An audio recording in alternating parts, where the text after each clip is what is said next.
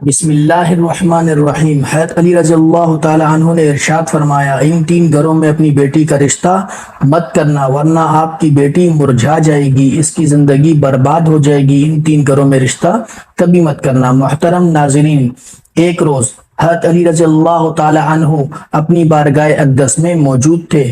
ایک مالدار شخص آیا اور بہت پریشان تھا، اس کے چہرے پر پریشانی کے آثار نمایاں نظر آ رہے تھے۔ اس نے حضرت علی رضی اللہ تعالی عنہ کی بارگاہ اقدس میں عرض کی، یا امیر المومنین، میں بہت پریشان ہوں، میری پریشانی آپ ہی دور فرما سکتے ہیں۔ حضرت علی رضی اللہ تعالی عنہ نے فرمایا، کیا مسئلہ ہے؟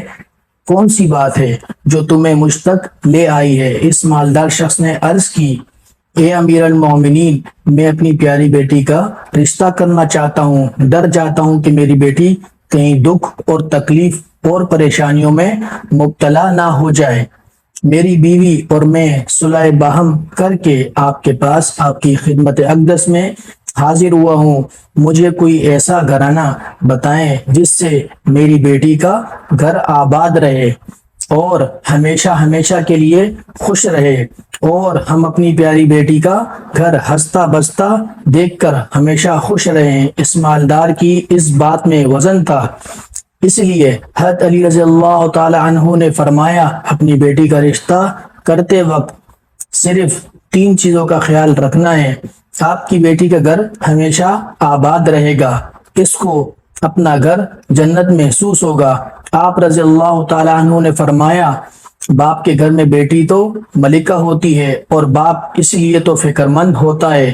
جب بیٹیاں باپ کے گھر میں جوان ہو جاتی ہے، باپ کو اپنے گھر کی چار دیواری چھوٹی لگنے لگ جاتی ہے، تاکہ اس کی بیٹی کو کبھی بھی گرم ہوا بھی چھو کر نہ گزرے۔ اس لیے اے مالدار شخص، نہ ہی تمہاری بیٹی کو تمہاری دولت خوش کر سکتی ہے، نہ ہی اونچے اونچے مقام والے گھر خوش کر سکتے ہیں۔ اس لیے جب بھی اپنی پیاری لاڈلی بیٹی کا رشتہ کرنے لگو تو صرف تین چیزوں کا خیال کر لینا۔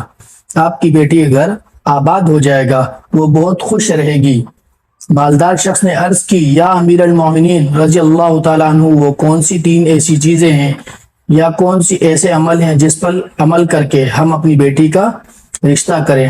حضرت علی رضی اللہ تعالی عنہ نے فرمایا، اے مالدار شخص، یاد کر لینا، اپنی بیٹی کا رشتہ اس جگہ اس گھر میں نہ کرنا جہاں جس گھر میں گھر کے فیصلے عورت کرتی ہو، مرد اس عورت کے فیصلے پر عمل کرتے ہو۔ اپنی بیٹی کا رشتہ کبھی بھی ایسے گھر میں نہ کرنا، ورنہ آپ کی بیٹی کا گھر بسنے سے پہلے اجڑ جائے گا، برباد ہو جائے گا، آپ کی بیٹی کی دنیا برباد ہو جائے گی۔ ناظرین، اور ہم نے یہ دیکھا ہے، جب بیٹیوں کے رشتے ٹوٹتے ہیں تو جتنے بھی حسین لڑکی کیوں نہ ہو، وہ اس دنیا میں بے نام ہو جاتی ہے۔ اس کو نہ گھر والوں سے پیار ملتا ہے، نہ میکے والوں سے پیار ملتا ہے۔ وہ میکے والوں پر اور اپنے شوہر پر خود کو بوجھ سمجھنے لگ جاتی ہے، اور ایسا ہم نے دیکھا ہے کہ بھائیوں نے بھی بہن کو بوجھ قرار دیا ہے۔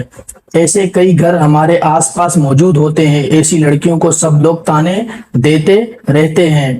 ایسی لڑکی کو نہ دن کو سکون ملتا ہے نہ رات کو، اور وہ جب اپنے والدین اور بہن بھائیوں کو پریشان دیکھتی ہے تو اسے کسی پل کی بھی راحت نصیب نہیں ہوتی۔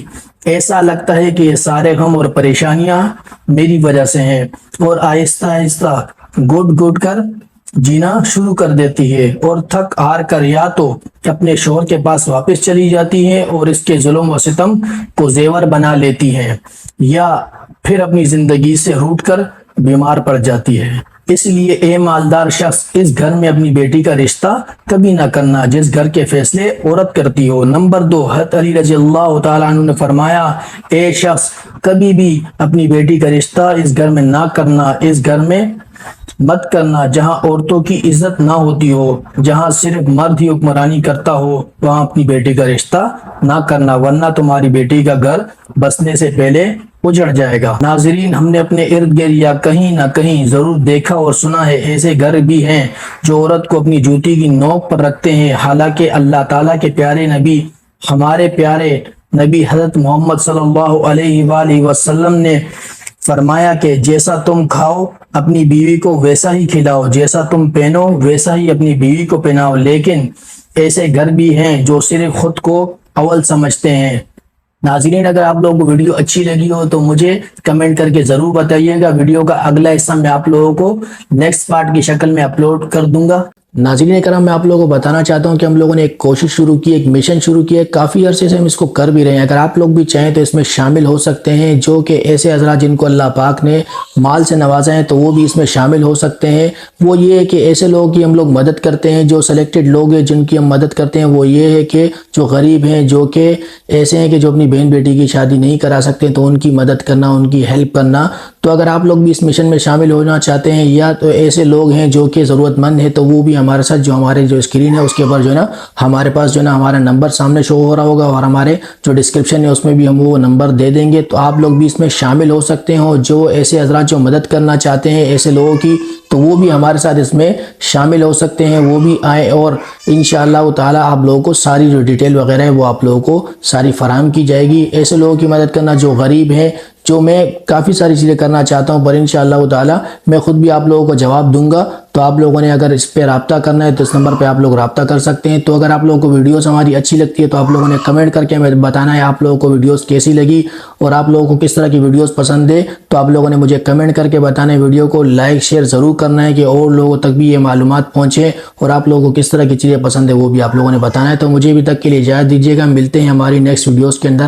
السلام علیکم ورحمۃ اللہ وبرکاتہ.